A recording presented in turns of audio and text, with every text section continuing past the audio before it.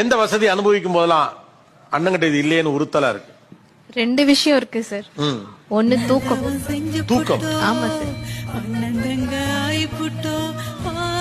அண்ணனுக்கு இருக்கான்னு எனக்கு தெரியாது, சத்தியமா இல்ல. என்னோட போன போராட்டம் அண்ணனுக்கு பசங்க இருக்காங்க, பெண் குழந்தைங்க. அவனுக்கும் அதுக்கும் போராடணும்ல, அவன் அடுத்தடுத்து இருக்காங்க.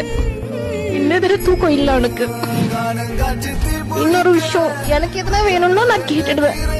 அண்ணன் கிட்ட கேட்கலாம், என் ஹஸ்பண்ட் கிட்ட கேட்கலாம். அவனுக்கு எதுனா வேணும்னா யார்கிட்ட கேட்பான். இதெல்லாம் ஓடிட்டே இருக்கும்.